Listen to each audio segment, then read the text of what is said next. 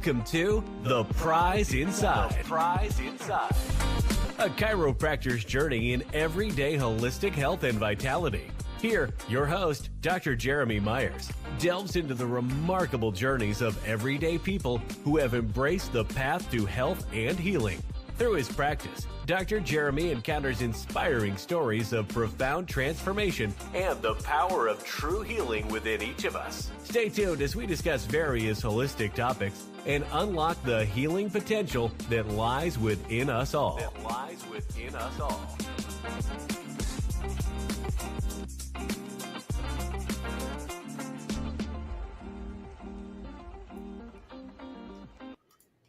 Good evening, everybody. Welcome to Whole Health Weekly. Tonight we always break down the trends of the week. So trends like health trends going out. Pretty excited though, because we're getting up there in our podcast world. So I'm over like 3,000 downloads, which is so cool. But I'm going to keep doing this. This is, for those that you know me, I talk all the time. This is a good outlet, so I don't talk to you, so you don't get late to your next appointment or your next workout or whatever. So with that said, tonight we're going to go over something kind of cool. Gina, my office manager, found it early this week. She sent me NAD Plus is big on the social media sphere. And so I did a little dive so you guys understand what that is.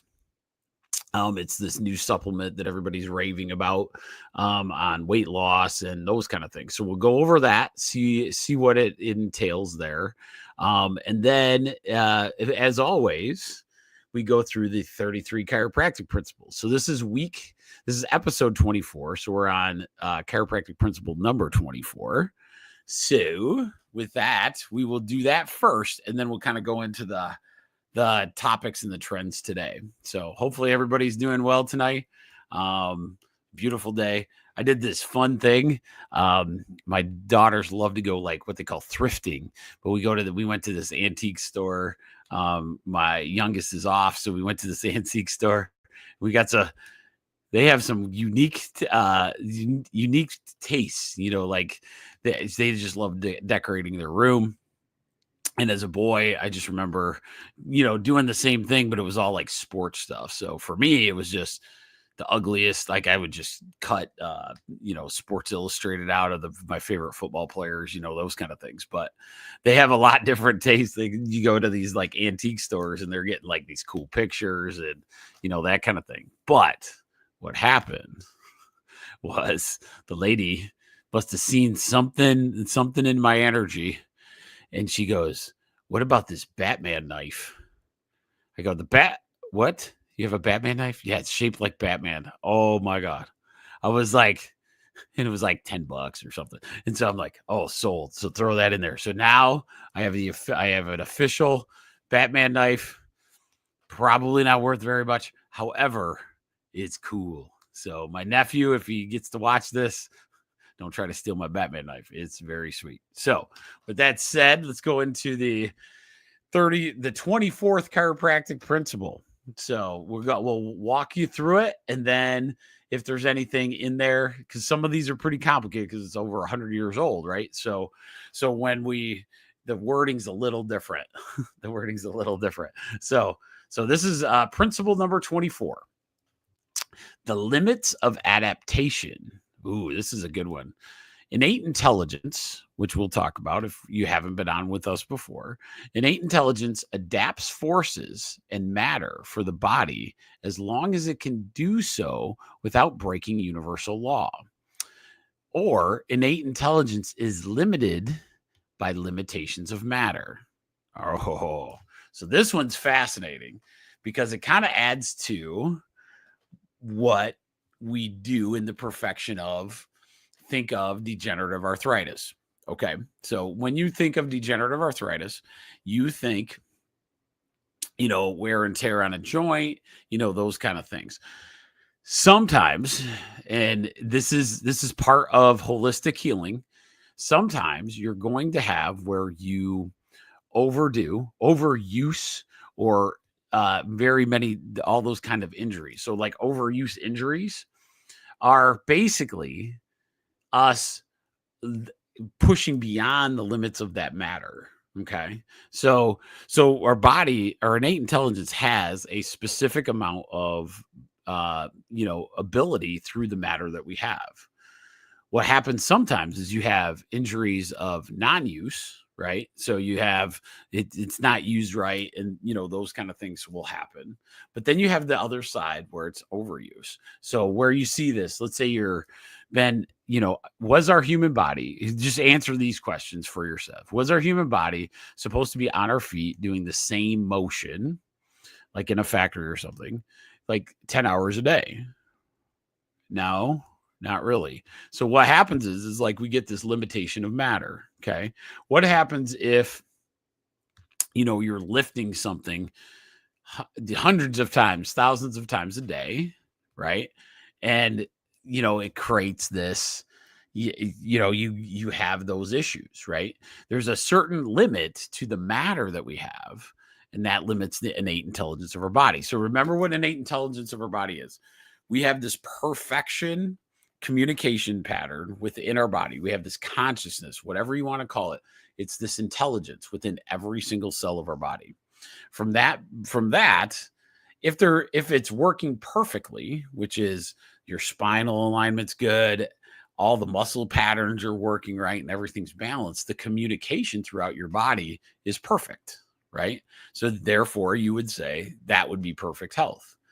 When we do underutilization or overutilization of the matter is when we get in trouble. So a great example for me is watching a pitcher, like the masterful, beautiful thing of throwing 100-mile-an-hour fastball. Sometimes, a lot of times, most of the time, leads to overuse of the matter that the innate intelligence has. So therefore, you start getting an injury. Okay. So this is very difficult sometimes for our, a patient or just person in general to understand, in the sense of I have people that, let's say, don't move and use their matter enough. But then I also have those people that overuse and don't know how to rest and balance. And I see this a lot, like either direction. So a good example is somebody that, works at a factory, or they work hard, right? So they work hard all day physically, and then they work out another 2 hours in the night because they think they have to for, let's say, a body image thing or, those kind of things. What happens there is that you've overused, and then the matter, the innate intelligence, can only adapt you and make you perfect health if you don't overuse. So it happens often. I see it a lot, like where, especially as we age, a lot of us think we can do the same things, which, over time you can. But what happens is like let's say you've overused your low back for years, and then you expect to, mow 22 acres of lawn. That's going to be a problem, right? So the biggest thing is like understanding that there's both sides. I'll take people out of an activity because they're overdoing it, thinking they need to lose weight. So I'm going to work out 2 to 3 hours a day, right? When I sit on my ass, for a job. And that is a problem, right? So then the body's ability to adapt, you have to see both sides, the yin and the yang. We have to like balance that out where it's in the middle somewhere, right? We can't underutilize things and then overutilize things. So remember that as we go. It's a great theory to go about. Like, so say, why am I struggling so hard? Maybe I'm doing too much, because that could be the other end. Okay. So with that said, hopefully that made sense. Oh, I got a comment. Oh, Julie, did you hear my chiropractic principle number 24? My hope is that Julie saw that. Julie's here in the comments. Thank you. Remember our Rumble channel before I get going. I'm going to put that in the comments section. Remember, if you like like these videos, I have a ton of recordings on the Rumble, and it's kind of going. I think that I really like Rumble just because, if we talk about something, spicy at some point, I don't want to get censored as much. So Rumble's a very good uncensoring one.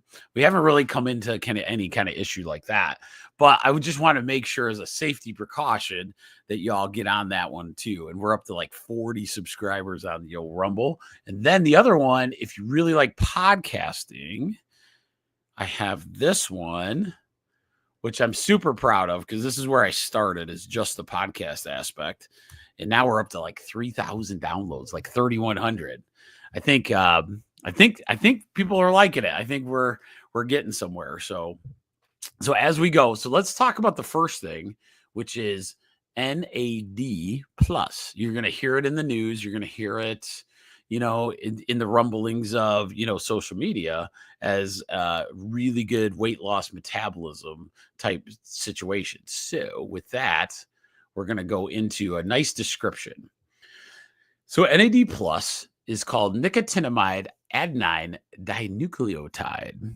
It's a coenzyme found in all living cells. It plays a critical role in energy metabolism and cellular function. It exists in two forms, NAD plus and NADH, which shuttles electrons for the biochemical reactions. The key functions of NAD plus: gives you energy. So NAD plus is essential for cellular respiration, particularly mitochondria, which are the little powerhouse energy parts of your cell. Okay. It facilitates the conversion of nutrients like glucose into ATP. ATP is your big energy. So glucose is basically your sugars. The sugars, from your foods and all those kind of things. And then you break that down and then you get ATP, which is kind of like the gas for your car. Okay. The cell's primary energy currency is the ATP. So through processes like glycolysis, citric acid cycle, blah, blah, blah. You don't need to know all that stuff. Cellular repair. It's really good for cellular repair, which is awesome. It regulates gene expression through this and DNA repair, right? So that's good. So they're touting it for aging and longevity. So NAD plus levels decline with age, correlating with reduced mitochondrial function, impaired DNA repair, and metabolic dysfunction. Boosting NAD plus is studied for its potential to mitigate age-related diseases and extend lifespan. Okay.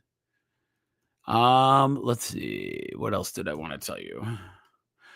So here's a good one. Why NAD plus matters. Low NAD plus levels are linked to conditions like metabolic disorders, neurodegenerative diseases, and frailty.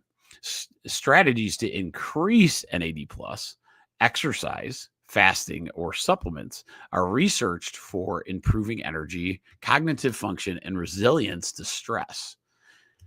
In short, NAD plus is a linchpin of cellular activity, bridging energy production, repair mechanisms, and longevity pathways. And its decline is a big indicator of aging. Okay, so that's why it's a big anti-aging situation right now. Okay, so here is the nitty-gritty. So as you go, the NAD plus potentially as a drug or as a supplement that gives you just NAD plus, it will work. But if you think to step back for a second and think, okay, if I was the human body and I was innate intelligence and I was given NAD plus and not the pieces that make it, what occurs, and we're going to talk about this with almost everything, is that there's a potential that your body would stop producing it itself. Okay.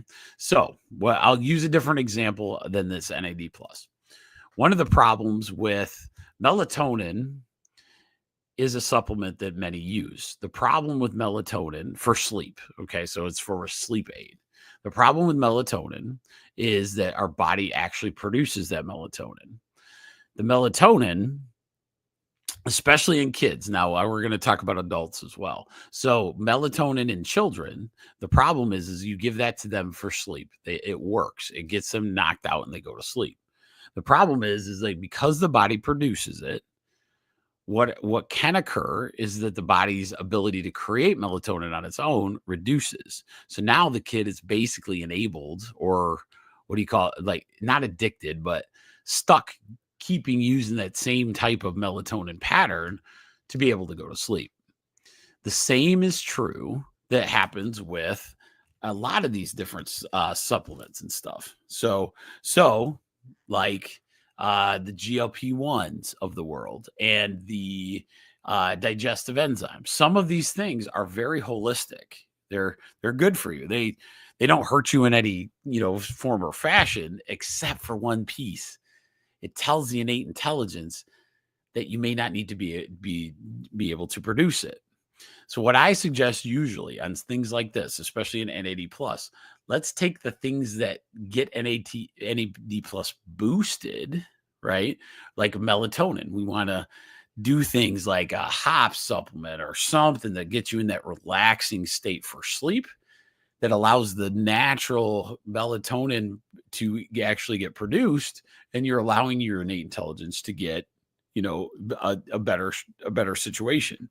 So with the NAD+, a lot of times it's really, really good, and you may want to take the precursor. So we're going to talk about that. So precursors, when I say precursors, what that actually means is the things that make it, that help keep it going in the system. So you're not just giving the body NAD+, you're giving it the precursors to make NAD+, and then using exercise, fasting, what they were saying, to get that anti-aging effect of the NAD+.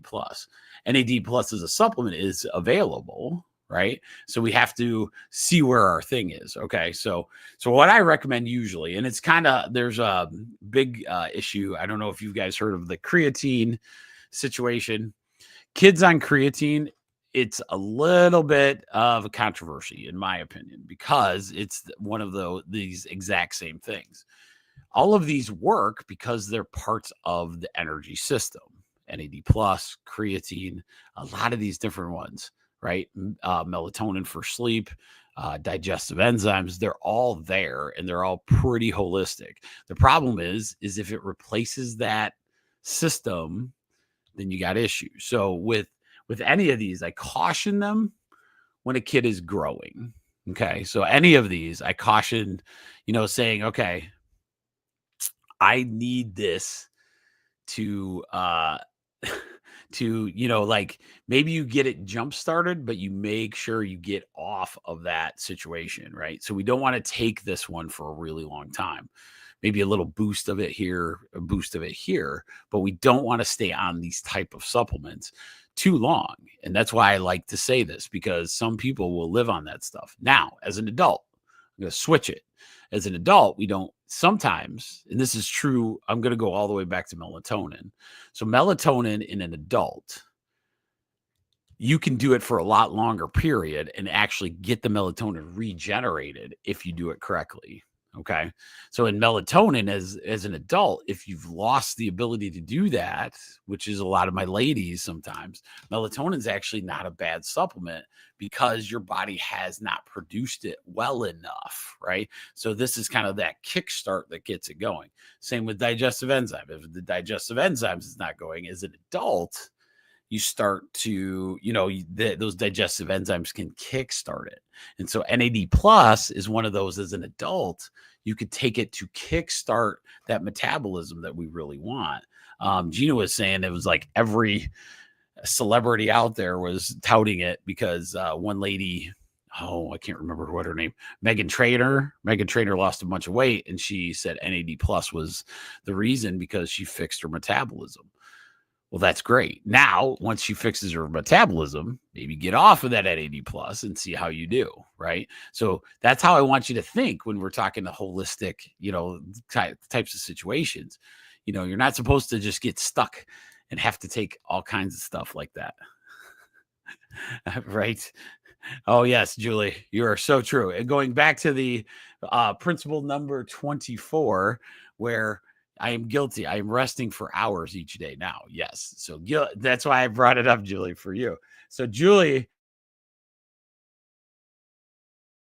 is a worker. She would work through things. And what happens is the ability to adapt, right? If we go back to, the principle 24, you have to allow the matter, the innate intelligence of the body to be able to work through, the matter it has, right? And so there is a limitation to that. And so if we overdo it, then you get the other way. You get the overuse injury. So hopefully that makes sense. Now we're going to talk about where you can get the precursors to NAD plus. So you can have this in your daily supplementation or diet, so that maybe you don't have to take a lot of NAD plus. Your body just starts producing it because it's really good in this thing called the Krebs cycle and like those different cycles that create the energy. Okay. So this is where you get it at. All right. NAD plus itself isn't directly obtained from foods, like we said, but you can boost your NAD plus levels by consuming foods rich in its precursors, particularly vitamin B3, which is niacin. Okay, so B3 is niacin, nicotinamide, not nicotinic acid, and then other nutrients like tryptophan, which all of us have heard that one before, also contribute to NAD plus synthesis, which is awesome. That means turkey's on the list. All right, we all know what tryptophan does. I wish they could make a tryptophan supplement, actually. They probably can, because that knocks you out every time. So these are the foods rich in niacin. These are the foods rich in vitamin B3. In the meat areas, really good. Chicken breast is probably your number one. It says you get niacin. It's like 10 to 15 milligrams of niacin per 100 grams, which is awesome. Turkey's at 7 to 12 milligrams per 100 grams. Beef is like 15 to 20 milligrams per 100 gram. And then organic organ meats, which is like liver, those kind of things. Organ meats from beef is the best. So beef liver is by far the best in niacin. Okay. So fish, if you like tuna is fantastic. It's like 12. Salmon is 6 to 10. Anchovies are 14. Because everybody loves them some anchovies. That on a side note, to this day, my youngest daughter will eat anchovies out of a can. Those little canned fit. It's crazy. I would have never thought. It drops my jaw every time. She sees me eat them, and she just stares at me while she's eating them. I will eat them, but I never thought a little girl would be all over that. But when she was little, man, she'd tear that up. Pork is another one, 6 to 10 milligrams. And now we're going to talk about the plant-based sources of niacin. So peanuts are really good. There's got 12. Mushrooms are okay. They got 5 milligrams. Avocados, okay. Green peas, sunflower seeds, all those have like smaller amounts. A lot of it's going to be in your really good meats and fish. Whole grains, brown rice, whole wheat products have some. Fortified cereals, yeah, I'm sure they got plenty. And then food rich in okay, so this is a different thing. So dairy has some brewer's yeast has some niacin in it. All right, let me see. Any other considerations? Oh, here's another one that I really liked. The other one that has a lot in it that helps a lot is fermented foods. So kombucha, one called miso, sauerkraut, because those kind of things will have really good NAD plus, and it has what they call the precursors in it for your good gut bacteria, which will lead to that NAD plus being able to process better. So just remember that one as you go. Okay, and I think that is it. If we want to do so niacin is a really good there's a few different supplements if you look to get your NAD plus boosted. NADH is another supplement that's on the market. So I would say tread lightly, understand what you're getting into. you might notice a huge change in your metabolism. Just understand that you want to give yourself a little break in between there, and it'll probably be a great supplement, especially as we age, right? So that's a good one. I would say that's actually trending on there as long as you understand how it works. Okay. All right. So let's go on to, let's see what the trends of this week were as far as health trends go. Okay. Recent health topics this week. All right. There's been food recalls and safety concerns. There's been a buzz around recalls for organic and cage-free brown eggs due to salmonella risks, as well as ground beef from Whole Foods potentially contaminated with E. coli. Recalled tomatoes in the southern U.S. has also raised concerns about deadly salmonella. These stories are gaining traction as public health issues, with people likely discussing food safety and supply chain trust online. Okay, I can add a little bit of forethought to this. You're going to see a big push against, farm raised stuff for a while. Not to sound nefarious, these things could be true. You're going to see these kind of news articles pop up more and more as people wake up to just the depth of value of these different, like now that people are looking for, farmers markets and, like these different really good organic sources to really start upping our levels. And then our understanding of how the food industry's kind of like took it to us a little bit. I would say a little bit. I would say a lot. Right. So a lot of times with that, you're going to start seeing a little bit of that, situation raised, because the food industry is still a giant billion-dollar industry. So we have to be careful and understand that where the money goes, sometimes you get some situations out there. Okay. So you get some situations that may be out of our control as far as like they got some money to put behind themselves to kind of push things. Okay. All right. So this is TikTok-driven health news. This was a good one. TikTok continues to shape health conversations with mixed outcomes. For instance, a migraine hack involving McDonald's fries and a Coke, leveraging salt, sugar, and caffeine, has been circulating, though it's not medically endorsed. Another trend, oh dear. This one's, I'm going to say it just because this is all the TikTok stuff. So another trend is called fart walking. Strolling after eating to release gas is being touted as for digestive benefits. Meanwhile, concerns about TikTok skincare videos promoting lighter, brighter skin for young girls 7 to 18 has sparked debates about harmful beauty standards. Okay, so let's break this down. So McDonald's fries and a Coke, because of the salt, sugar, and caffeine, helping with a migraine hack. Okay, so that's fair because migraines have a situation. Now, do you need the caffeine is kind of an herbal. Okay, so it's an herbal, like essentially an herbal remedy. And those sugars, when you start to do those things, you can mitigate some of the pains of those things, right? So if you add those kind of situations in there, I'm sure you get some kind of reaction in your body. I guess it makes sense. It's kind of a dumb way to think about it because you're like, okay, it can't be that good until McDonald's makes their fries out of beef tallow. I don't know. I wouldn't touch that with the seed oil. So as you're getting rid of your migraine, you're like tearing up the rest of your body. So that's fantastic, especially with Coke. That's like literally really, really bad for you if you do a lot of that. So I would say it could work. I have no idea. It makes sense that it would because of the salt, the sugar, what you're adding to the system, the caffeine, obviously. But it's kind of one of those, is that worth the cost of what you just put in? Right. So we were, Paige and I were talking about that. Is it worth the pill that says, man, I got rid of my migraine, but I can't feel my feet anymore. And, I'm peeing blood, but hey, at least my headache went away. Right. That's the kind of scenario I see with the old TikTok there. All right. So then the other one I thought was more interesting. Where did that go? The fart walking.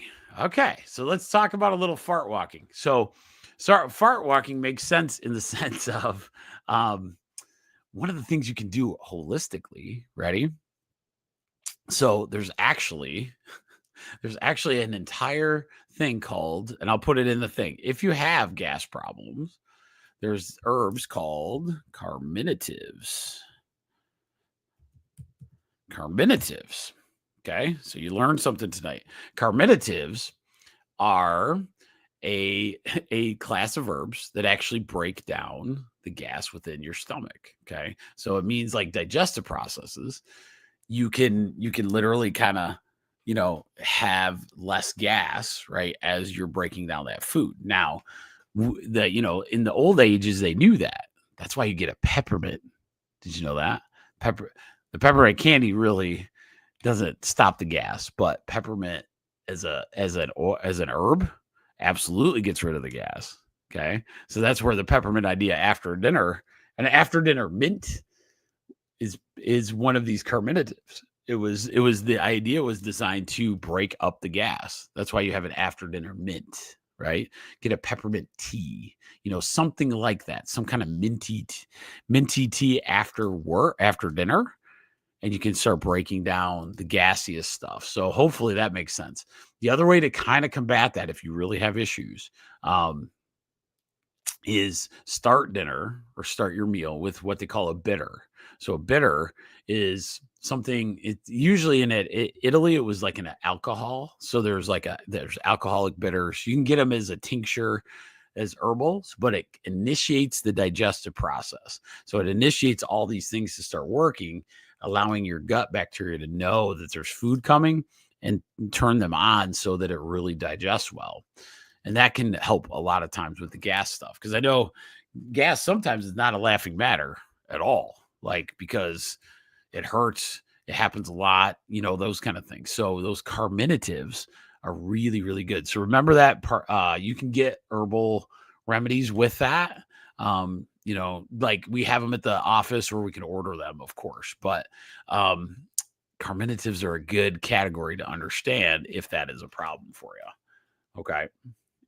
And I guess fart walk too. So do a mint and then go fart walking. Okay.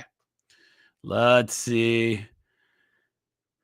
All right. Okay. So we talked about this last time. If you're not a member, go back. GLP-1, it's finally making the news. You'll probably see this stuff a lot. The side effects are starting to come. A little bit more of the side effects are coming. New reports of side effects like Ozempic teeth, dental health issues, and increased risks of macular degeneration is happening with these. And you're going to see more and more because it's such a new drug, and it immediately had issues, but they sold so much of it that those issues kind of get put off the wayside. So that's all I'll say on that one, because we did a video last time on what peptides are. And so make sure you go back to our last Whole Health Weekly and kind of go through that. All right. Okay. So our last one on news this week was there's a lot of chatter about sustainable nutrition with labeling. Okay. So they're trying to fix the consumers' labeling issues that we constantly have now. So if you think about it, what's occurred is we did a due diligence. We have labels on our stuff, but as capitalism goes, sometimes, or a lot of the times, the people find ways around things. Good example is high fructose corn syrup. Well, all the holistic guys were like, don't do it. Well, what they did was they changed the name. So they changed the name to a different thing. So they called it sucralose, or, these different other names, so that when a person went to look, they were like, oh, there's no high fructose corn syrup in this, so I will buy it. Right. And that's the fake sugar I tell you about all the time. Fake sugars are awful. It's in pretty much everything. So it's hard to avoid completely, but if you can get real sugar in things, you're doing a lot better. Biggest thing is just understanding that as you go forward, like those kind of situations are super important and super, the labeling will be a big issue. And that's where my hope is the Prize Inside group, my 1% tribe, my Whole Health Weekly people will really be able to dive deep, and we'll be able to see these things. So there's a lot of things coming out where they really smart label it so people understand what each of those things are. Because the more empowerment we have in our food, the more health related issues we can get rid of. So I really believe in that. I think that's going to be a big thing. And then now with that, so that was this week's stuff. Hang on. I forgot to pull up one other, see if there's anything new here. Sorry, guys. Forgot one of my other ones. Okay. So I pulled that one up, but let's go to Dr. Mercola's. Let's go to his latest articles. There's a couple really good ones in here, and that should feel pretty good. Okay. This one's pretty cool. So let's talk about this. This one, let me see who the article. This one is written by, I guess, Dr. Mercola analyzed it. I don't know. I can't see an author. It might be, I think it's Dr. Mercola. Okay. So this article goes through omega-3 heart supplementations. Okay. So we want to see this. And I want to talk about it and we'll see. Okay. So omega-3 fats like EPA and DHA offer health benefits, but excessive intake, especially from supplements, increases the risk of atrial fibrillation and a heart rhythm disorder. High doses of omega-3s, as far as supplements go, can disrupt heart cell function and electrical signaling, triggering AFib. However, low doses from food sources are really, really safe. Natural omega-3s in phospholipid form, found in krill oil and really wild-caught fatty fish, are more easily absorbed than the synthetic triglycerides in many fish oil supplements. Especially rancid omega-3 supplements, could be harmful due to oxidation. Studies suggest that a daily omega-3 intake exceeding 1 gram, if it's from supplements, could have a problem. Okay, 1 gram's a lot of omega-3, so just remember that. That's a ton. But lower doses and using whole foods is the way to go, and you don't have to worry about it because it's so good for your heart. Okay, so it's kind of one of those things, like if you have to pick a supplement, if you have to do an omega-3 supplement, do the minimal amount, but make sure it's a really, really good supplement. And then when it gets old, get rid of it. That's basically what it comes to. So that's an interesting article. I thought, I like putting out the pros and the cons because all this, omega-3s, I tell people take it all the time, every day. It's really good. Any kind of fish oil is good for your joints, all of those things. But, you want to make sure it's a really good one. And always the best way to do it is naturally, through, a good organic, fish oil, or I'm sorry, a fish, wild caught fish, those kind of things. My suggestion, which no one likes, is the krill oil or the fish oil, as an actual liquid, because it's gross. And people say they burp, fish oil smells, or they taste it all day. It's true, but now you don't have to take as much, if that helps you. But it is very good though. So just remember that one. It's kind of interesting, but it was good because you want to make sure. Okay. All right. Let me see. Where's it at? Dang it. Okay. Oh, I'm sorry, guys. Ooh, here we go. This one's good. I like this one because the sun's coming out in Michigan. This one's good. And you guys have been around me long enough where the gut microbiome is a big deal. You know that. So this is another one that we got to talk about.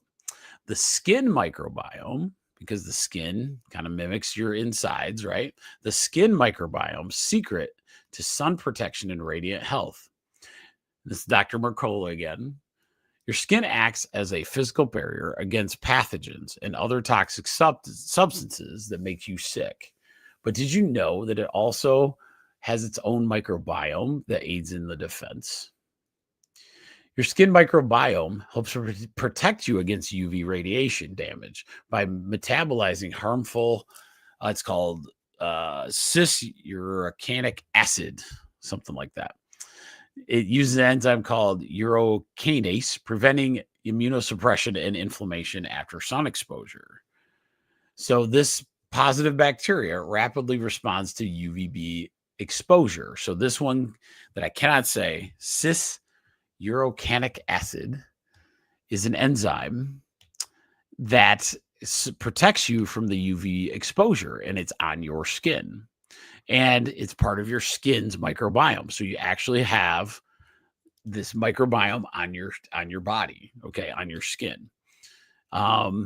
It says this bacteria rapidly responds to UVB exposure, shifting skin microbiome composition within hours and creating a protective feedback loop that supports overall skin health. Conventional sunscreens often disrupt the beneficial skin bacteria, while certain microbes produce protective compounds like pigments, antioxidants, enzymes, and natural. So a lot of your conventional sunscreens, like the easy ones to get at the store, are the ones that can knock out your good skin bacteria, which you haven't heard that before. Linoleic acid from vegetable oils, which is our seed oils, if you remember, they're not great. Because those oils, we digest them, there are like stuff we eat, all our fried foods in. It actually takes away some of that skin bacteria, making us more susceptible for UV damage, which is crazy that's connected. I love reading these articles. This is something I wouldn't have thought about necessarily, but I saw the article. I had to read it. So reducing linoleic acid or the seed oils, the vegetable oil type stuff, and supplementing with 2 grams of C15 Okay, let me look that up. And supplementing with 2 grams of the C15-0 daily can help boost your skin health in 12 to 18 months. So let's look up C15-0.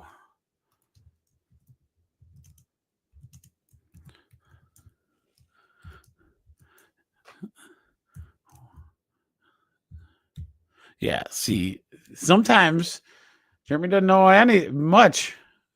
I know how to search on a thing. Okay, so this is it's called pentodeconic acid. It's an odd chain saturated fatty acid that you can actually get. So you get a C15 fatty acid. And it can really go after you. Dang, that's a really good. So remember C15. I'll put it in the chat so that you guys can see that. So it's called C. If you have trouble finding it, let me know too. Okay. So C15-0. Okay. So it's a fatty acid type thing. But if it helps that skin gut bacteria, that's fantastic. That's something I didn't read in there. And it also helps take away the seed oil problem. So you see how the seed oil thing, we talk about it destroys gut bacteria. It does a lot of problems, right? It's one of the reasons our metabolism so broken is a lot of these like oils we use for fried food. The majority of our fast food is going to be done in these seed oils, right? And so if we can get rid of those, you can see how it actually even causes your skin to have issues, which is phenomenal to know, right? Because we want that UV and that gut bacteria or the skin bacteria to be able to protect us from the UV. Have you ever noticed there's some people that just being out in the sun, it's no big deal. And then some people fry, right? I don't know if that has something to do with it. However, if your skin bacteria is doing well, it's just like everything else, right? So you get that innate intelligence of the skin as well. So, all right. So that was probably boring, but interesting to me. And then, all right. All right. So this is the one I went to. I wanted to go in depth. We did this a little bit. I hit on this on Sunday, but I just brought up the name. But we're going to go through the article. So this is Dr. Mercola. More than 1 in 5 boys have an eating disorder. It looks like dedication to fitness, but behind the strict food rules and workouts, many are silently unraveling. With gut damage and distorted thinking, few professionals are trained to detect. More than 1 in 5 boys are starting to have eating disorders, with binge eating and purging being the most common. Yet doctors often miss these problems because they're looking for different symptoms. Boys with eating disorders usually chase muscle and leanness rather than extreme thinness. Following strict food rules or over-exercising, what we talked about, principle number 24, while still looking healthy to others. Gay and bisexual boys face twice the risk compared to straight boys, and boys with higher body weight are also more likely to develop these disorders. Medical tools for spotting eating disorders were made with girls in mind, so they miss key warning signs in boys like muscle obsession, binge cheat meals, and punishing workout routines.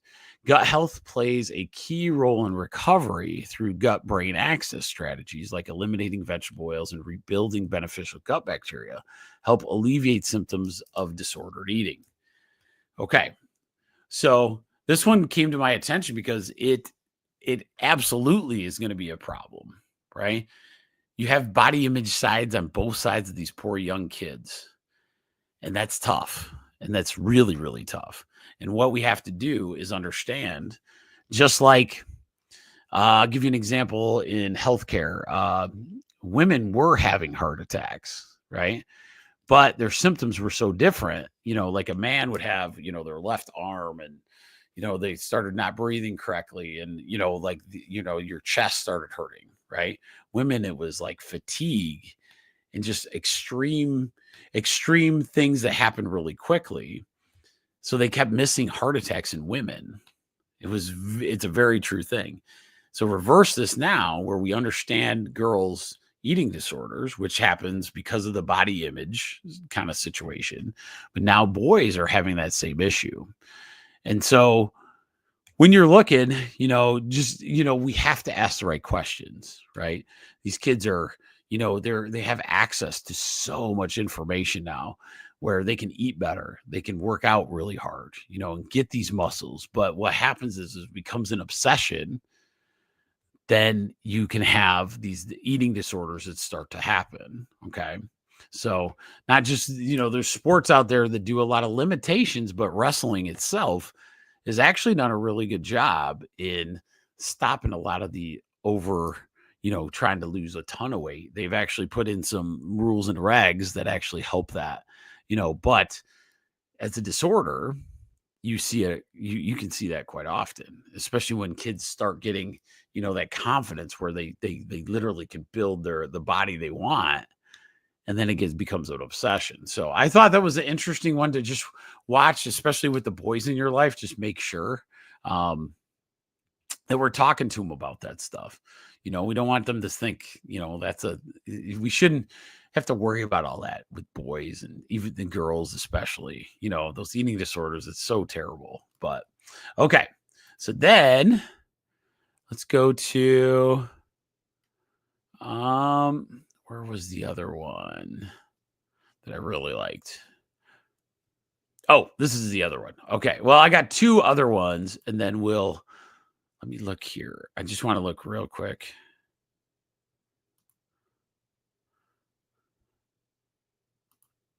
I don't think there's anything new on my chiropractic front.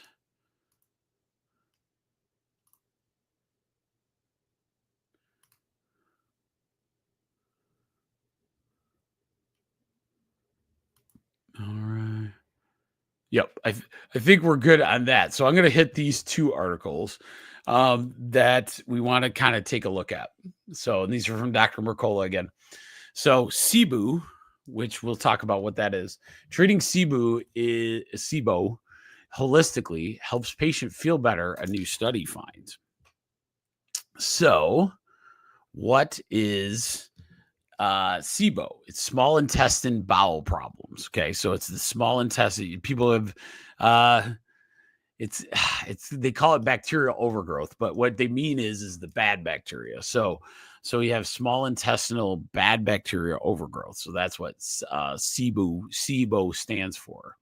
New research shows that 70% of small intestine bacterial overgrowth patients reported huge symptom improvement with holistic treatment, even when lab tests remained abnormal. SIBO develops when digestive metabolism slows down and bacteria migrate where they don't belong, causing bloating, gas, and food intolerances. Sounds like a gut microbiome problem, right? Yeah, that's why I push on it all the time. Antibiotics often worsen the condition by disrupting the gut ecology and triggering candida overgrowth, creating a secondary fungal problem.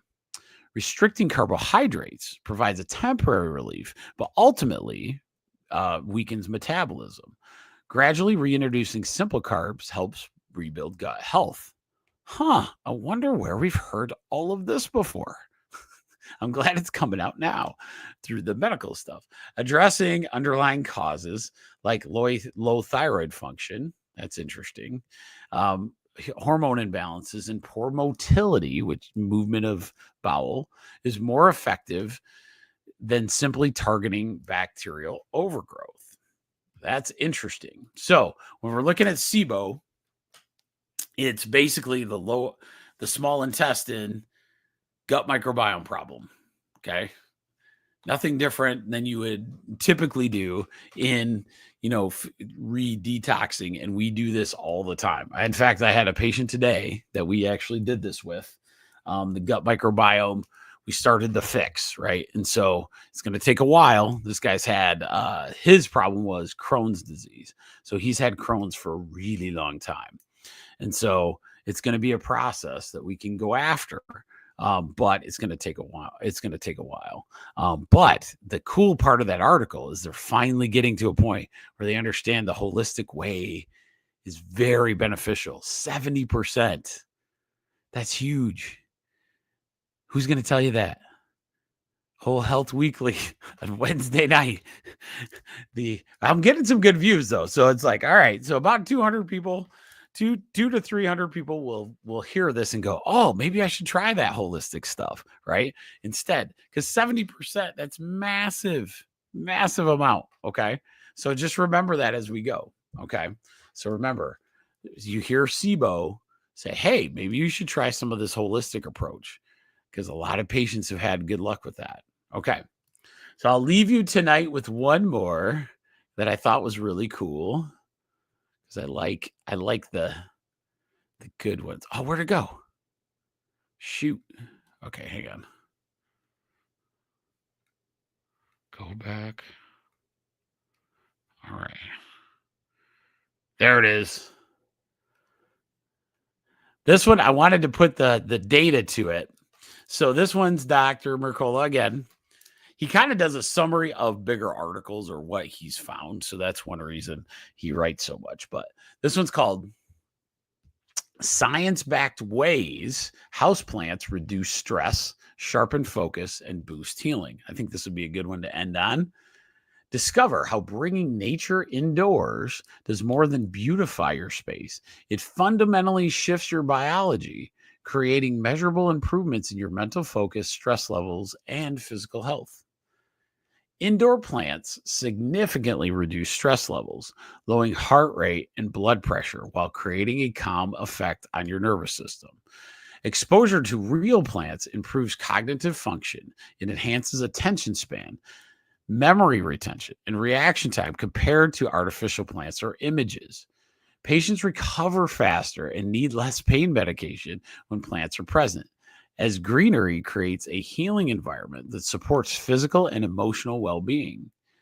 Specific houseplants like spider plants and Boston ferns help improve indoor air pollutants, which is particularly important since America spends about 90% of the time indoors. The routine of caring for plants creates a purposeful ritual that fosters emotional resilience and has been prescribed by doctors for anxiety, depression, and cognitive decline. And that's based on the science. That's really cool, right? So houseplants, and especially the weird spider plants, or I had a friend that she had a vine type plant that just grew all over the place. And it was really pretty actually when it went going, so, and the oxygenation is an obvious one, right? So you have all this beautiful plant and that plant's living and it brings in this new oxygen and it's able to suck out the CO2 within your house. We don't do a lot. We should do more, of house plants and stuff. Rachel's the one that does a lot of those. I should probably, dive into one. We had a banana plant for a while. A good friend gave us one. Didn't survive as much as we want. That's the problem, right? You got to take care of it. I don't know if we took care of it like we should, so it didn't make it. But we will attack this again. Now, I will say that, but Rachel does a lot of those seed starters, and so we get some of that, right before planting in the garden season. So this year, I know we're going to bring lemongrass in. I'm going to take it out of the ground and then bring it in because it didn't winter well in my little herb garden. It took off. I'll end it on this. So I did this herb garden and I want to do Michigan native ones that have some kind of medicinal value to it. One of them is mugwort. Mugwort is a really good relaxation. I don't know a ton about it because it's not used a lot, but you can use the leaves and it has some good medicinal value to it. And it took off so I'm hoping I'm going to in the next week or so, I'm going to harvest it, dry up the leaves, make some tea, see how it does. Right. So that's the kind of experiments I've been doing, with that kind of thing. But with that said, thank you guys for hanging out with me tonight. Hopefully, if you are interested, make sure that you get on that Rumble channel and subscribe, or get on the podcast, leave a comment that says I'm amazing, or thumbs up here, on the Rumble channel as well. They always gets the thing. We're keep growing a little bit. Growth is really not my my goal, to be honest with you. It's constantly learning with you. And the more interaction I get, the better it's going to be. Right. So my hope is I build this group. Julie, I was going to tell you our anti-inflammatory talks are going to be probably July something now. So I'll make sure but yeah, we're going to have, I want to build this culture. So we have these questions asked, so a lot of times the internet gets a little crazy, and that's what Whole Health Weekly is all about, to try to give you at least some answers that you can use and feel more powerful when you make decisions on what you put in your body. So with that said, you guys have a good night.